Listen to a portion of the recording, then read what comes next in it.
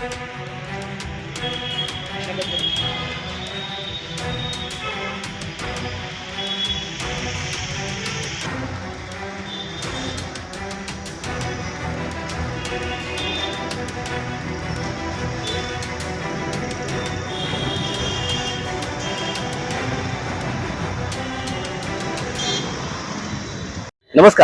सांगली मिरज आणि कुपवाड शहर महानगरपालिकेच्या आयुक्त संजीता महापात्र यांनी सांगली महानगरपालिकेचा जो कर आहे तो भांडवली मूल्यांवर आधारित आकारण्याचा निर्णय घेतलेला आहे आणि त्यामुळं सध्या सांगली मिरज कुपवाड शहर महानगरपालिकेचे नागरिक असतील, व्यापारी असतील, राजकीय तसंच सामाजिक कार्यकर्ते असतील यांच्यामध्ये मात्र असंतोष निर्माण झालेला आहे.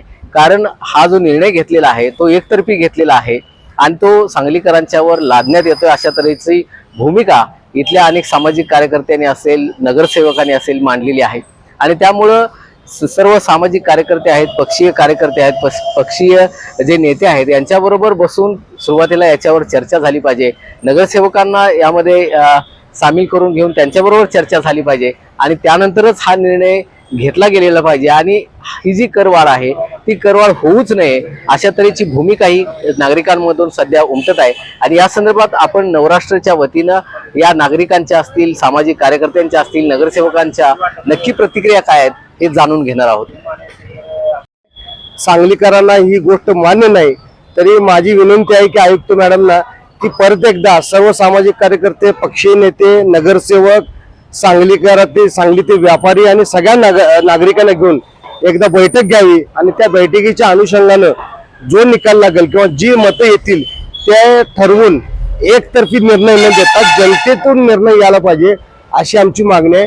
आणि झालेली जी दरवाढ आहे ती तात्काळ रद्द करून एक बैठकी आणि नागरिकांच्या बरोबर चर्चा करून लागू करावी अशी मी त्यांना विनंती करतो. जय महाराष्ट्र. आता महानगरपालिकेने जो घरपट्टी वाढीव करायचा आदेश किंवा संकल्पना जी आणायची त्यांच्या डोक्यात चालू आहे. महानगरपालिकेमध्ये गेली बरेच वर्ष झालं आम्ही पाणीपुरवठा विभाग असू दे, नगररचना विभाग असू दे, नागरिकांना कोणत्याही सुखसुविधा नाहीत, फुटपाथ चोरलेले आहेत. असं असताना महानगरपालिकेचे नवनिर्वाचित आयुक्त यांनी हा निर्णय घेणे योग्य आहे का? कोणत्याही पक्षाच्या पदाधिकाऱ्यांना, सामाजिक कार्यकर्त्यांना, नागरिकांना विचारत न घेता असे डायरेक्ट नागरिकांवर आपले पदाचा गैरवापर करत अधिकार थोपवणे हे योग्य आहे का? आयुक्तांना आमची एकच विनंती आहे की तुम्ही नागरिकांवर तुमचे आदेश थोपवण्यापेक्षा जे महानगरपालिकामध्ये भ्रष्टाचार चालू आहेत, नगररचना विभाग असू दे, पाणीपुरवठा ऑफिस असू दे, इतर विभाग असू दे, ह्यांच्यावर पहिल्यांदा तुम्ही लक्ष घालून त्यांना पायबंद घालण्याचं काम करावे आणि त्यानंतर नागरिकांच्या या मूलभूत सुविधांचे सुखकर झाल्यानंतर घरपट्टी वाढीचा विषय त्यांनी डोक्यात घ्यावा एवढीच आम्ही विनंती करतो. जर नाही केलं तर आम्ही नागरिक सर्व एकत्र येऊन आंदोलन छेडू. जय. नमस्कार, मी विश्वजित पाटील, नगरसेवक, सांगली मिरज कुपवाड महानगरपालिका. 2 वर्षापूर्वी शुभमजी गुप्ता असतील किंवा कापडणी साहेब असतील यांनीही यापूर्वी घरपट्टी वाढीचा जो घाट गाठला होता तो जनतेच्या रेट्यानं तो त्यावेळी स्थगित करून पालकमंत्र्यांनी शब्द दिला होता की कोणताही निर्णय जनतेच्या हिताचाच होईल आणि तो हिताचा निर्णय आता महापालिकाचे नवीन आयुक्त मॅडम यांनी घेतलेला आहे. तर हा प्रशासनानं जो घेतलेला निर्णय आहे भांडवली पद्धतीचा तर तो स्वागतार्ह आहे. पण त्यामध्ये काही अडचणी आहेत किंवा त्रुटी आहेत किंवा सर्व लोकप्रतिनिधी असतील, व्यापारी घटक असतील, सामाजिक संघटना असतील यांच्याशी विचार विनिमय करून त्यांच्यामध्ये असणारा जो त्रुटीचा अभाव आहे तर ते सर्व सल्लामसलतीने घ्यावा. तो एकतर्फी लादण्याचा प्रयत्न केला तर पुन्हा ती जनता नाकारेल असं माझं वैयक्तिक मत आहे. प्रशासनानं जो घेतलेला निर्णय आहे यामध्ये जे पूर्वीच्या ज्या आमच्या अटी होत्या की पार्किंग शेडला त्यांनी घरपट्टी लावू नये किंवा आमचा कुपवाड सारखा अविकसित भाग आहे आणि विश्रामबाग सारखा विकसित भाग आहे तर ठीक आहे, कुपवाड विश्रामबागला एक वेगळा झोन करावा आणि कुपवाड सारखा जो गुंठेवारीचा, गावठांचा आणि विस्तृत असा भाग आहे जिथं अजून ड्रेनेजची व्यवस्था नाही, पाणी आठवड्यातून 2 दिवस येतच नाही, लाईटचाही प्रॉब्लेम आहे. तर अशा अविकसित भागामध्ये जो विश्रामबागला दर आकारतो तो जर तिथं आकारलं गेलो तर विनाकारण नाहक जनतेला ती फसवणूक होईल किंवा तो जनतेवर अन्याय होईल. तर यासाठी आम्ही आयुक्त मॅडमना लेखी स्वरूपाचं मी तसं निवेदनही दिलेलं आहे की तुम्ही ह्या गोष्टीची सखोल सगळ्यांशी चर्चा करावी. एकतर्फी न लादता सर्वांच्या सहमतानं काही अविकसित भाग आहेत, विकसित भाग आहेत असे झोन करूनच याची घरपट्टी लागावी अशी माझी त्यांना विनंती आहे.